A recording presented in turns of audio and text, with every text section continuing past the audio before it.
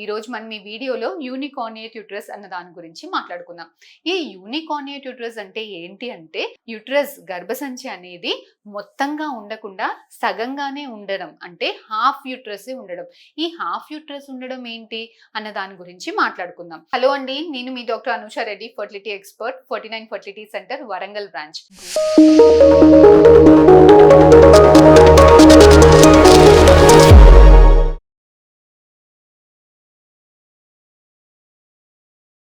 గర్భసంచి అనేది యూజువల్ గా పిండం స్టేజ్ లో ఉన్నప్పుడు ఆడవాళ్ళకి గర్భసంచి అనేది రెండుగా ఉంటుంది.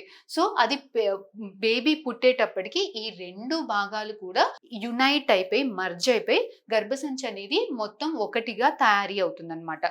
సో ఇది గర్భసంచి, అటు ఇటు ట్యూబ్లు, అటు ఇటు అండాశయాలు, ఇలా మనకి పుట్టుక తోటి ఇలా ఉంటుంది. కాకపోతే కొంతమందికి డెవలప్మెంట్ లో లోపాల వల్ల ఇంకొక హాఫ్ సరిగ్గా డెవలప్ కాకపోవడము, చిన్నదిగా ఉండడము, సగంగానే ఉండడము, కంప్లీట్ గా ఆబ్సెంట్ అవ్వడము, ఇలా డిఫరెంట్ అనామలీస్ కొంతమంది పేషెంట్స్ లో చూస్తుంటాం. ఇలా పిల్లలు లేని చాలా మందికి అలాంటి అనామలీస్ ఉన్నా కూడా సహజంగానే న్యాచురల్ గానే ప్రెగ్నెన్సీస్ వచ్చి డెలివరీ అయ్యి కొంతమందికి డెలివరీస్ లో కనుక్కుంటాము. చాలా మందికి మాత్రం ఇలాంటి వాళ్ళల్లో పిల్లలు పుట్టడానికి కాస్తంత ఇబ్బంది అవుతుంటుంది. ఎందుకు ఇబ్బంది అవుతుంది అని అంటే, ఈ రెండు అండాశయాల నుంచి వచ్చేది ఒక అండాశయమే పనిచేస్తుంది. ఇటు సైడ్ ట్యూబ్, ఈ హాఫ్ యూట్రస్ సరిగ్గా పనిచేయదు. గర్భసంచి సగంగానే ఉన్నప్పుడు, చిన్నదిగా ఉన్నప్పుడు గర్భసంచి మోయలేక ఫ్రీక్వెంట్ గా అబార్షన్స్ అయిపోవడము, ఇలాంటివి చాలా సహజంగా గమనిస్తుంటాం. సో ఇలాంటి వాళ్ళకి ఫర్టిలిటీ ట్రీట్మెంట్స్ ఎలా ఉంటాయి, ప్రెగ్నెన్సీ ప్లాన్ చేసుకోవడానికి ఏమన్నా ఇబ్బందులు అవుతాయా, ప్రెగ్నెన్సీ ప్లాన్ చేసుకొని ప్రెగ్నెన్సీ వచ్చాక కూడా ఏమన్నా అబార్షన్స్ అయ్యేదానికి, ముందే డెలివరీలు అయిపోయేదానికి స్కోప్ ఉంటుందా, ఇలాంటి టాపిక్ గురించి ఈ రోజు మాట్లాడుకుందాం.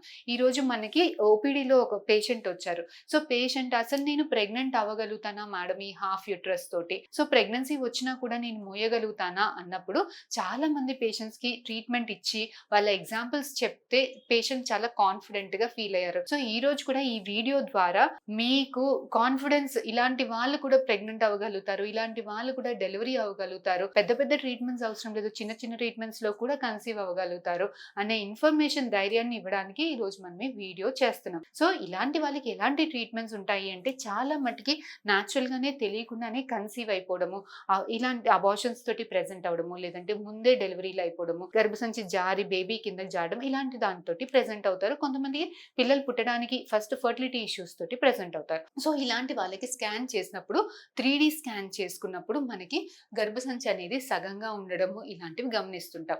సో ఇలాంటి వాళ్ళకి జనరల్ గా మనం ఏం ట్రీట్మెంట్ చేస్తాము, ఇటు సైడ్ ఎయిట్ సైడ్ అయితే గర్భసంచి ఉందో అటు సైడ్ ఎగ్ బ్యాగ్ నుంచి రిలీజ్ అయినప్పుడు, ఎగ్ రిలీజ్ అయినప్పుడు అటు సైడ్ ట్యూబ్స్, భర్త కణాలు నార్మల్ గా ఉంటే ఎప్పుడు రిలీజ్ అవుతుందో చూసి ఆ టైంలో న్యాచురల్ గా కలిసి ఉన్నామని చెప్తాం. ఇది ఫస్ట్ ట్రీట్మెంట్. ఇలా కన్సీవ్ అవ్వని వాళ్ళకి సెకండ్ IUIs చేసుకుంటాం. ఇలా కూడా కన్సీవ్ అవ్వట్లేదు ఇలాంటి వాళ్ళకి మనకి IVF ట్రీట్మెంట్ చేసి బేబీస్ ని రెడీ చేసి ఫ్రీజింగ్ లో పెట్టుకొని, బేబీస్ ఫ్రీజింగ్ లో ఉన్నప్పుడు ఈ గర్భసంచి బలం అవ్వడానికి, పెరగడానికి, మంచిగా హెల్దీగా ఉండడానికి, కొంచెం గర్భసంచి ఎండోమెట్రియల్ థిక్నెస్ పెరగడానికి, ఓవరాల్ గర్భసంచి వాల్యూమ్ పెరగడానికి, బలపరగడానికి ఒక 3 to 6 months బయట నుంచి హార్మోన్ ట్రీట్మెంట్ ఇచ్చి, ఉన్న గర్భసంచి కొంచెం బలం పెరిగాక ఫ్రీజింగ్ లో ఉన్న బేబీని తిరిగి గర్భసంచిలో పెట్టుకుంటాం. లేదు ఈ రెండు గర్భసంచుల్లో ఏది బాగుందో చూసుకొని బెటర్ గా పెద్దగా ఉన్న గర్భసంచి లోపలికి బేబీని పెట్టుకుంటాము. సగంగానే ఉన్నప్పుడు ఆ సగం ఉన్నది బలపరచడానికి మెడికేషన్స్ ఇచ్చి అలాంటి దాంట్లో బేబీని పెట్టుకుంటాం.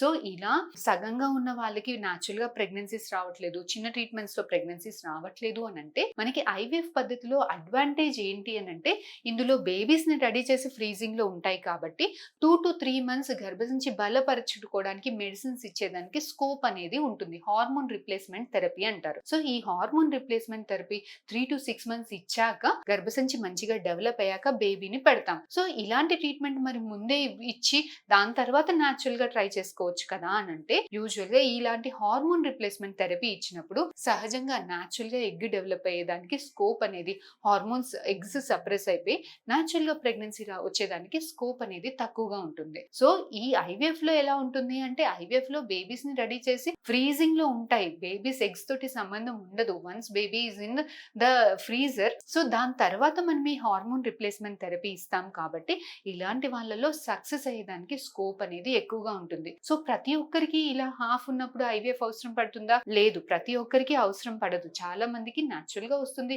కొద్ది మందికి చిన్న ట్రీట్మెంట్స్ లో ఐయుఐ ట్రీట్మెంట్స్ లో వస్తుంది. ఎవరికో కొంతమందికి 10 మందిలో ఇలా 10 మెంబర్స్ ఉన్నారు అంటే 3 మెంబర్స్ కి మాత్రం ఐవీఎఫ్ పద్ధతిలో అవసరం పడుతుంది.